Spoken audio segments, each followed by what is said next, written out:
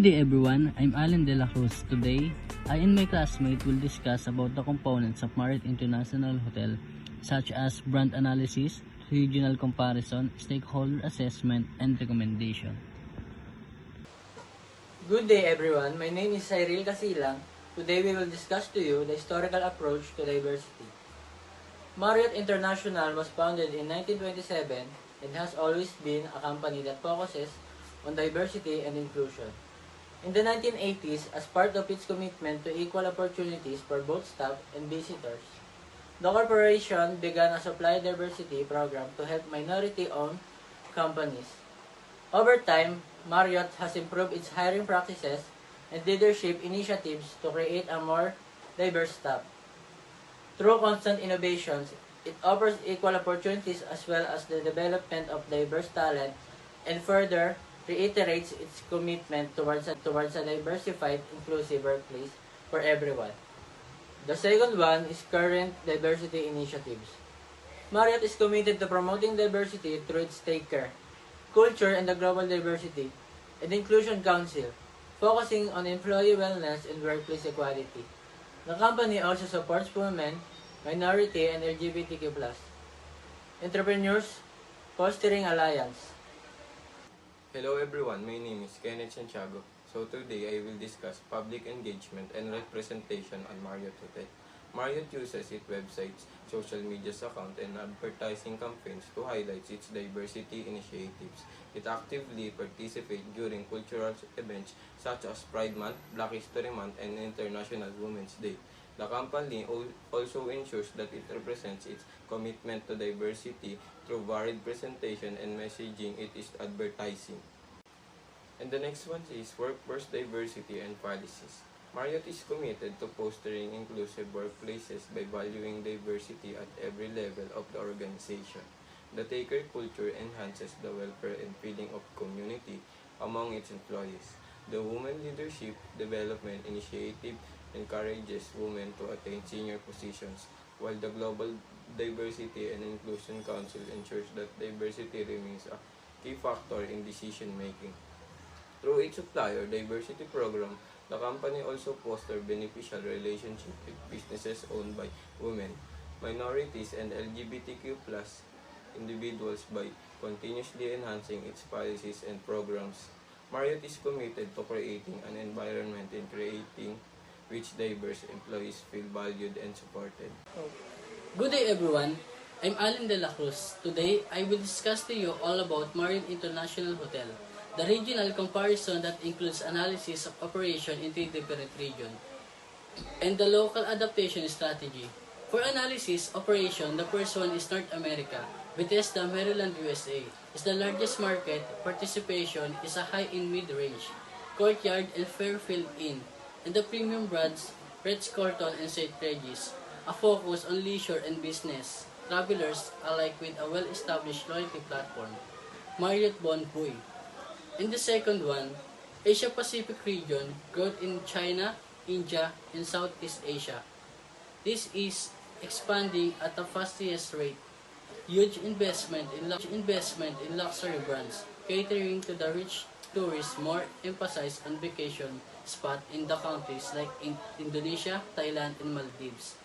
And the last one, in Europe, strong in historical and cultural hubs such as Paris, Rome, London. And the Autograph Collection is one of the boutique hotel brand that are very popular in Europe. It balances leisure and business travelers with an emphasis on historical properties. For regional adaptation techniques, North America emphasizes tech-enabled experiences with digital concierge services, green processes, and mobile check-in. Asia Pacific market served tea, sleepers, and bidets in rooms as part of their services offering cater to a local preferences. Expands its business travel mice, meeting, incentives, conference, and exhibitions. Tourism business Europe focuses on detailed design and heritage protection, such as preserving existing facades and utilizing regional arts. Hi everyone, I'm Sakira Miranda and today I will discuss a Marriott Hotel, the regional success key, performance indicators, Marriott Bonvoy membership, high occupancy rate, market dominance, the rise of aeronaut as a rival, and the lack of employees in North America, tighter regulations, quick growth, and Asia Pacific region recovery from pandemic stroke, intracontinental tourist revival throughout Europe, high RevPAR, inbound volatility, and sustainability. For the second, the identification of best practices has improved Marriott Bonvoy Reward Program, global customer retention rate, technology and innovation, green solution, AI-based pricing, and contactless services would all help maintain competitive edge, adjusting to local preferences while maintaining the values of the global brand. Is known as cultural adoption, implementing green initiatives such as banning single-use plastics and enhancing hotel energy efficiency is known as sustainability. Go! Good day everyone, I'm Catrice Bonifacio and today I will discuss about employee feedback analysis. According to Marriott International 2023, regular employee surveys at Marriott Hotel seek information about staff satisfaction with workplace conditions, together with colleague and supervisor relationships and professional advancement options and corporate cultural perception. While for the guest satisfaction data review, Marriott tracked guest satisfaction through different channels that include surveys distributed after stays together with information access from its loyalty program and review system. The surveys enable Marriott to gain knowledge about guest evaluation concerning diversity-linked aspects, including cultural inclusiveness and service quality together with overall satisfaction ratings. Hello everyone, I'm Juliana Guarina and today I will discuss community engagement and supply diversity analysis. Marriott Global is committed to community engagement and supply diversity through a program like Serve 360, aiming for 15 million volunteers hours by 2025. As of 2023, employees contribute over 12 million hours with 29% used for children and youth.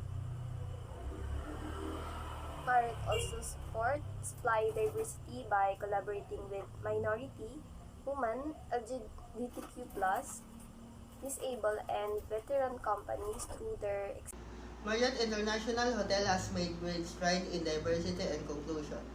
But there are several areas where strategic improvements can help take the company efforts to the next level. Here's a more streamlined plan for these improvements, including resource needs and success metrics to the track progress. 1. Strengthening talent pipeline and leadership development. What to do? Marriott should focus on accelerating leadership growth for underrepresented groups which will help build a diverse leadership team in the long run. Year 1. Launch mentorship and leadership program specifically for diverse employees. Year 2. Partner with universities and organizations to foster diverse talent early on in their careers. Year 3. Set clear goals for increasing diverse representation in leadership roles. Resources need. Invest in mentorship platforms, create external partnership, and set up leadership training programs. Success metrics. Increase in diverse leadership roles, improve employee engagement, and better retention of diverse. Secondly, enhancing regional diversity practices. What to do? Marriott should find its June diversity program to cater to regional needs. Tailoring diversity initiatives for different markets can lead to more effective engagement. Year 1. Conduct research to understand regional challenges and opportunities. Year 2. Roll out region-specific diversity program that reflects local culture and needs. Year 3. Measure the success of this program through employee surveys and feedback. Resources needed. Regional diversity, consultant local surveys, and cross-functional team for implementation. Success metrics. Positive employee feedback, better satisfaction in diverse region, and growth in diverse leadership representation. Good day everyone. I am Aaron Domingo. Today I will discuss the alignment of sustainability and diversity, what to do. To establish a more comprehensive and effective strategy, Marriott should coordinate its diversity and sustainability initiative. Strategy for action. Year 1. From a task force initiative, the potential synergies between diversity and sustainability. Year 2. Strategy advertising campaign and pricing diversity and sustainability efforts. Year 3. Make sure Marriott CSR reports highlights both diversity and sustainability accomplishment. Resource required. Reporting tools campaign, marketing budget, and a task for comprising diversity and sustainability expert. Measurable decrease in environmental impact, favorable recognition in CSR report, and the successful implementation of collaborate sustainability and diversity campaigns are example of successful metrics.